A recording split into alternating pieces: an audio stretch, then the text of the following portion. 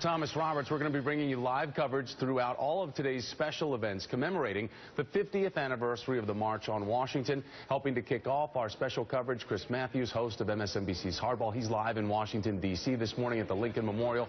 That is where all of today's events will take place. Chris, good morning. Let's set the scene for everybody, because as we understand the program for today, we have three presidents, a host of current and former and future civil rights leaders and politicians taking the stage. Truly a diverse program, but we all look back 50 years ago to those vivid images that still inspire today.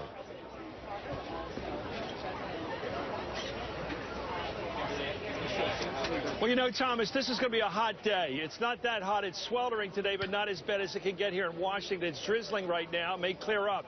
But I expect there's going to be heated rhetoric today.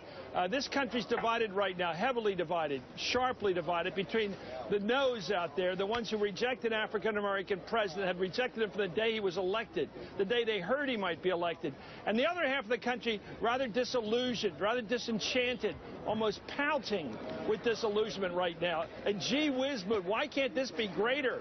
Why is this not better right now? We have an African-American president, but things aren't happening. It's almost dull with not things happening. So I think that combination of frustration and rejection are going to clash today. And I think the heat of the rhetoric today is going to be much sharper even than it was 50 years ago. We do have an interesting statement coming from former President George W. Bush, releasing a statement, and as we're looking there, the Martin family there under that umbrella, as they all assemble. Our country... This is from President Bush. Our country has come a long way since that bright afternoon 50 years ago, yet our journey to justice is not complete. Just to the east of the Lincoln Memorial, where President Obama will speak on Wednesday, stands the Martin Luther King Jr. Memorial.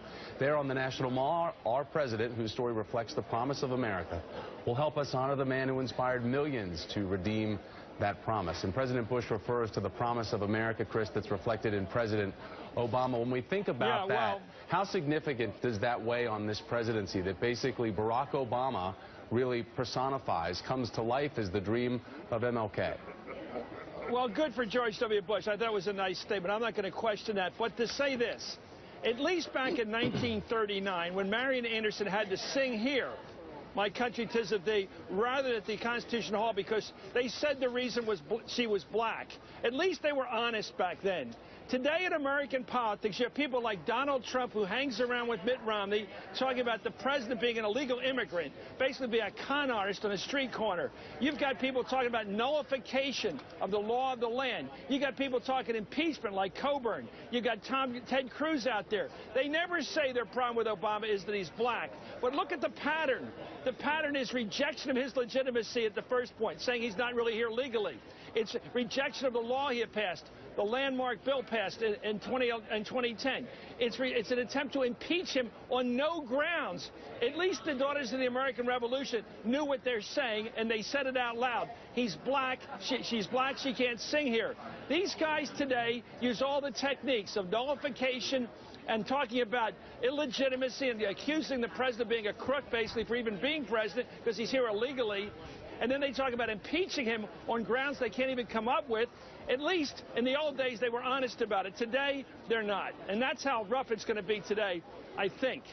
And you talk about the roundabout ways that those on the right want to try to blow that dog whistle about race. Let's talk specifically, though, about the president and race, because there are certain moments, Chris, in and before his presidency that forced him to talk about that very issue. However, he's been a lot more vocal in the last couple of months, but this is not an easy topic for him to address. Do you think now that in the time that he has left as president, that he needs to be more forceful on the issue of race, and today can really be the catalyst, this type of speech on this anniversary, the 50th anniversary, to help bring Dr. King's message full circle?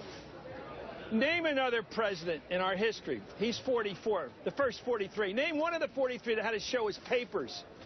Who had to show his papers. That's what he had to do. He had to show he was legitimately an American born in Honolulu. He had to produce his papers. That's how embarrassing it got on the right. how racist it was. There's no doubt what they were doing. They forced him to get out of his car and show his driver's license. That was basically what they were doing to this guy. They humiliated him into doing that.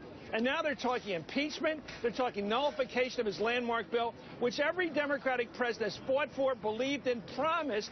This guy delivered. And a lot of Republican presidents have thought about it, like Teddy Roosevelt and Richard Nixon. He wasn't the only guy that wanted health care. He's the guy that got it. And because he got it and put some points on the record book, they're trying to erase it. That's what it's about. It's called nullification. It's that serious if you listen. If you don't listen and you talk like George W. Bush and act like everything's fine, you don't hear or see anything. But if you pay stark attention to what's been happening the last 4.5 years, you see the game. Half the country has rejected this guy as president through the voices of their leaders.